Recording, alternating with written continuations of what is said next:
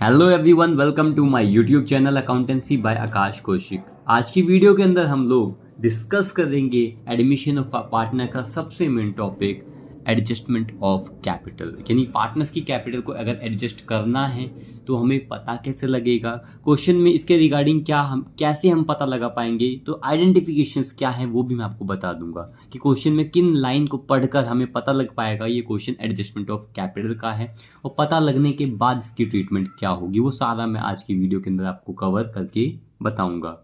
तो adjustment of capital की identification होते कुछ लाइनें लिखी मिलती हैं। जैसे क्वेश्चन में अगर लिखा मिला है कि capital accounts are to be adjusted या फिर री एडजस्टेड, तो ये क्वेश्चन किस चीज़ का है? एडजस्टमेंट ऑफ कैपिटल का। Capital account are to be proportionate to PSR, मतलब बेटा प्रॉफिट शेयरिंग रेशियो अगर दे रखा है। कैपिटल अकाउंट्स विल बी या फिर would be in profit sharing ratio by bringing और withdrawing cash total capital of the firm fixed at rupees, जो भी। अगर ये सारी ये 5 स्टेटमेंट अगर आपको क्वेश्चन में लिखी मिल जाती हैं तो ये क्वेश्चन है एडजस्टमेंट ऑफ कैपिटल का। इसकी ट्रीटमेंट क्या होगी? जैसे ही हमें पता लगा तो हम इसमें दो चीज़ करते हैं। सबसे पहले तो फर्म की पूरी टोटल कैपिटल कैलकुलेट करते हैं। वो कैसे?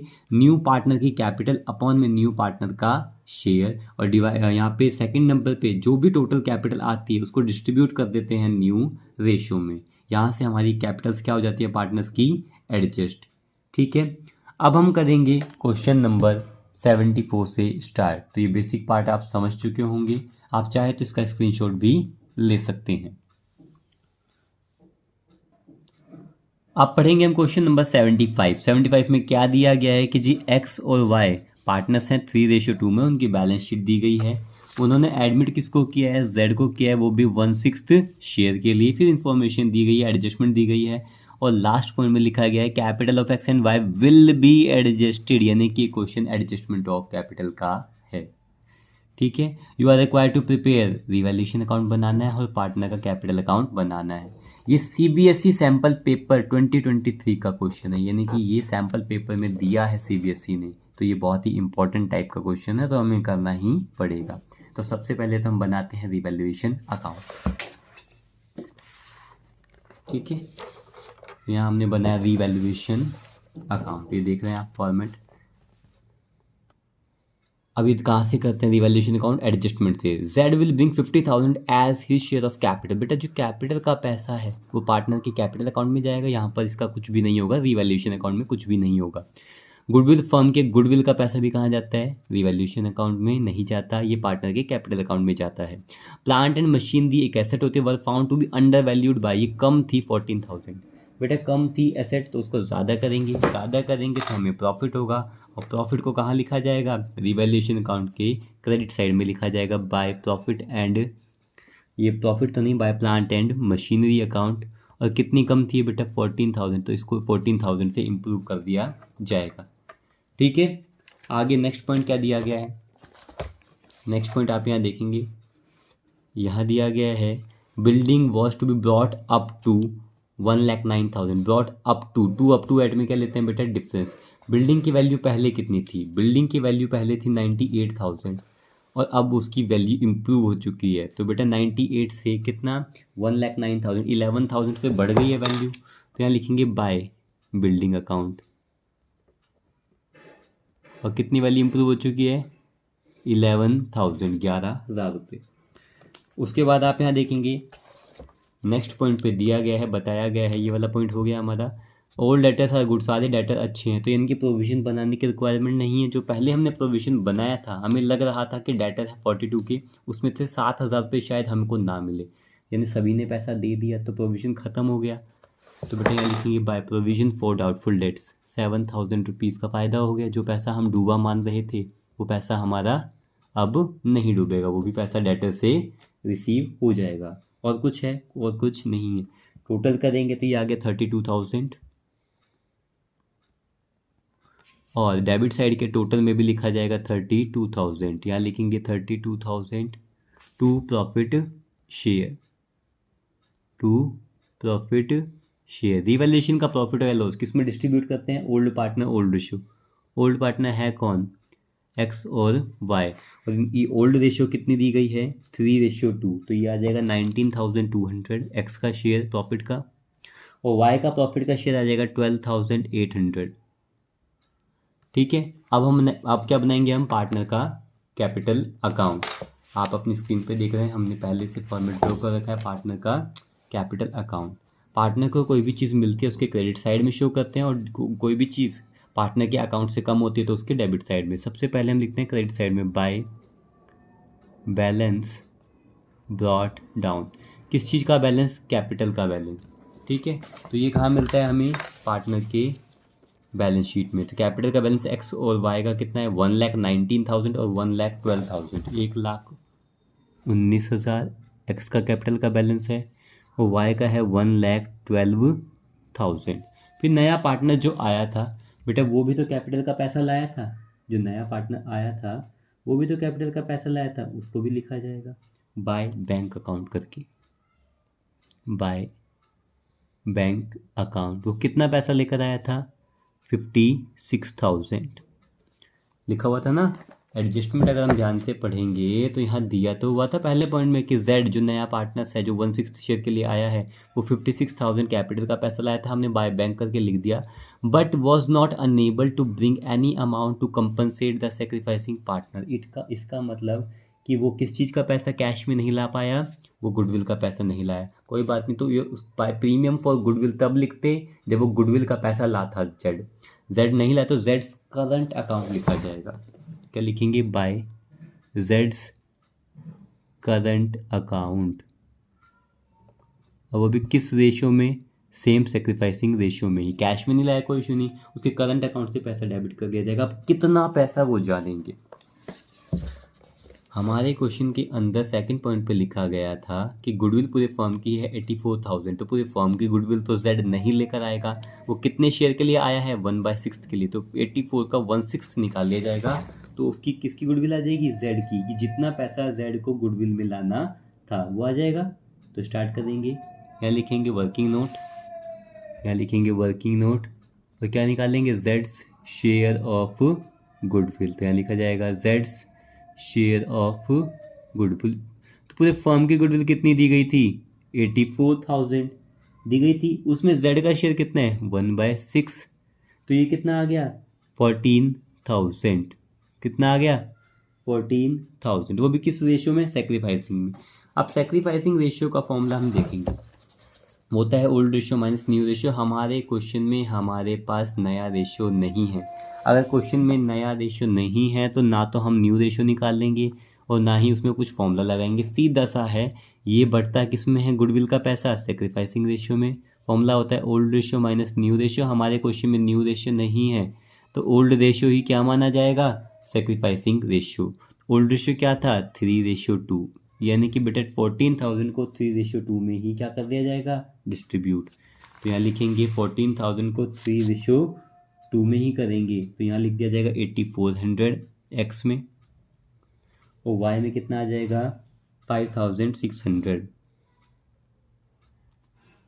ठीक है, ये आ गया 8400 और 5,600। इतना करने के बाद रिवैल्यूएशन का प्रॉफिट था या लॉस था, ये था प्रॉफिट। लेफ्ट से कहाँ जाएगा बेटा, राइट में, क्योंकि पार्टनर को ये पैसा मिलेगा इसलिए उनके क्रेडिट साइड में शो किया जाएगा। और ये कौन से अकाउंट से आ रहा है, रिवैल्यूएशन अकाउंट से आ रहा है, इसलिए हम लिखेंगे बाय रिवैल्यूएशन अकाउंट, और ब्रैकेट में हम रिवैल्यूएशन अकाउंट से आ क्या रहा है, ये उसका प्रॉफिट आ रहा है। कितना प्रॉफिट है, 19,200, और दूसरा क्या है, 12,800। इतना करने के बाद क्या कोई डिस्ट्रीब्यूटेबल आइटम है या नहीं है, एक बार वो भी देख लिया जाएगा। यहाँ देखेंगे जनरल रिजर्व दे रखा है, कितना है, 14,000, ये आ जाएगा। ठीक है ना, और वो भी किस रेशियो में, ओल्ड पार्टनर ओल्ड रेशियो में। तो यहाँ लिखेंगे बाय जनरल रिजर्व, और किस में डिस्ट्रीब्यूट होता है, ओल्ड पार्टनर ओल्ड रेशियो। कितना आ जाएगा, 8400 और 5,600। ठीक है, उसके बाद एक बार फिर देखा जाएगा इसके अंदर और कुछ है या नहीं है। क्वेश्चन में और कुछ नहीं है, बट ये क्वेश्चन किस चीज़ का है, एडजस्टमेंट का। यहाँ पे दिया गया था कि capital account of X and Y will be adjusted on the basis of Z's share and adjustment will be done by opening the necessary current account। यानी कि क्वेश्चन है एडजस्टमेंट का, और अगर कोई भी चीज़ कम या ज़्यादा आती है तो हमें क्या ओपन करना पड़ेगा, उसका करंट अकाउंट ओपन करना पड़ेगा। तो हमें पता है यहाँ पर लिख दिया एडजस्टेड, क्वेश्चन है एडजस्टमेंट ऑफ कैपिटल का। और अगर क्वेश्चन होता है एडजस्टमेंट ऑफ कैपिटल का तो हमें दो चीज़ें कैलकुलेट करनी पड़ती हैं, एक तो टोटल कैपिटल और दूसरा नया रेशो। नया रेशो हमें क्वेश्चन में कैलकुलेट करना पड़ेगा, और टोटल कैपिटल का फॉर्मूला होता है न्यू पार्टनर की कैपिटल अपॉन में न्यू पार्टनर का शेयर। तो जल्दी से हम यहाँ लगा देते हैं एडजस्टमेंट ऑफ कैपिटल। तो हम लिख देंगे यहाँ पर क्वेश्चन है हमारा एडजस्टमेंट ऑफ कैपिटल का। बहुत ही इंपॉर्टेंट पॉइंट है ये हमारा, जिसको समझना ज़रूरी है। तो एडजस्टमेंट ऑफ कैपिटल का ये क्वेश्चन है, और फर्स्ट नंबर पे हम कैलकुलेट क्या करेंगे, टोटल कैपिटल। तो यहाँ लिखा जाएगा टोटल कैपिटल। फॉर्मूला क्या होता है, नए पार्टनर की कैपिटल अपॉन में नए पार्टनर का शेयर। नया पार्टनर कौन है, जेड, तो लिखेंगे Jades capital over Jades share, लिखेंगे Jades capital over Jades share. Z की कैपिटल है कितनी, तो जेड की कैपिटल थी 56,000, तो यहाँ लिखेंगे 56,000 जेड की कैपिटल अपॉन में जेड कितने शेयर के लिए आया है, जेड आया है 1/6 शेयर के लिए। तो इसको सॉल्व करेंगे, 6 ऊपर चला जाएगा, तो टोटल कैपिटल आ जाएगी 3,36,000। इस टोटल कैपिटल को डिस्ट्रीब्यूट किया जाता है न्यू रेशियो में। किस में, न्यू रेशियो में। क्वेश्चन में हमारे पास नया रेशियो तो है ही नहीं, तो हमें क्या करना पड़ेगा, सबसे पहले तो न्यू रेशियो कैलकुलेट करना पड़ेगा। तो सेकंड नंबर पे हम क्या लिखेंगे, new ratio. Let the total profit share be 1, फिर निकालेंगे रिमेनिंग शेयर।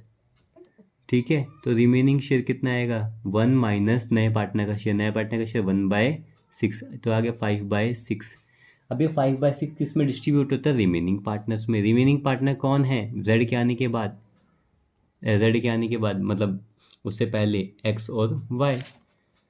अब क्या लिखेंगे यहाँ पे, न्यू रेशियो। न्यू रेशियो किस किस की होगी, एक्स की, वाई की और जेड की। लिखा जाएगा एक्स वाई और जेड।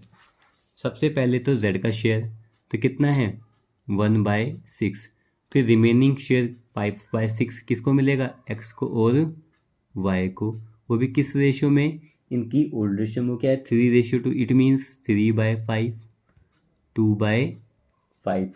इसको सिंप्लीफाई करेंगे तो ये कितना आ गया हमारा, 5 से 5 कैंसिल, 3/6, 5 से 5 कैंसिल, और इसको करेंगे यहाँ से ये कैंसिल हो गया 2/6 और ये 1/6। तो नया रेशियो कितना आ गया, 3:2:1। तो बेटा 3,36,000 को, जो टोटल कैपिटल है फर्म की, 3,36,000 को नए रेशियो में डिस्ट्रीब्यूट किया जाएगा। यानी 3,36,000 को 3:1 में डिस्ट्रीब्यूट करेंगे तो क्या आएगा, आप यहाँ देखेंगे। इसको सॉल्व करेंगे, सॉल्व करने पर कुछ नहीं, यहाँ बहुत सिंपल तरीके से मैं आपको करके दिखा देता हूँ। एक्स का शेयर ये आ जाएगा 1,68,000, वाई का शेयर वो क्या होगा 3,36,000, 2/6 1,12,000, और जेड का शेयर आ जाएगा कितना 56,000। ये पार्टनर्स की कैपिटल एडजस्ट की कर दी गई है। ये जो कैपिटल आ गई है उसको यहाँ पुट कर देंगे, और क्या लिख दिया जाएगा, टू बैलेंस कैरिड डाउन। ठीक है, टू बैलेंस कैरिड डाउन कितना 1,68,000, उसके बाद 1,12,000, उसके बाद 56,000। ठीक है, इसके बाद और कुछ है, बिल्कुल नहीं है। आप टोटल करेंगे भाई किस साइड का टोटल ज़्यादा है, तो आप यहाँ देखेंगे लास्ट में जेड में तो कोई भी चीज़ ज़्यादा या कम नहीं है, दोनों ही साइड बराबर हैं 56,000, क्योंकि इसी को हमने बेस मान का सारी कैलकुलेशन करी है। अगर ये भी ऊपर नीचे आ जाता तो इट मीन्स हमारी कैलकुलेशन एरर है। 56 हो गया। फिर वाई की और एक्स की हम टोटल करेंगे, तो क्रेडिट साइड का टोटल यहाँ पे क्या है, इसका क्या है, कम है या ज़्यादा है, ये क्या पड़ रहा है, कम पड़ रहा है, और यहाँ पे देखोगे ये ज़्यादा पड़ रहा है। तो एक्स का डेबिट साइड का टोटल ज़्यादा है 1,68,000, यहाँ पर भी 1,68,000, हमारी एक्स की ये क्रेडिट साइड कम है, इसको बराबर करने के लिए उन्होंने बोला था कोई भी साइड कम होती है तो कौन सा ओपन करेंगे, करंट अकाउंट।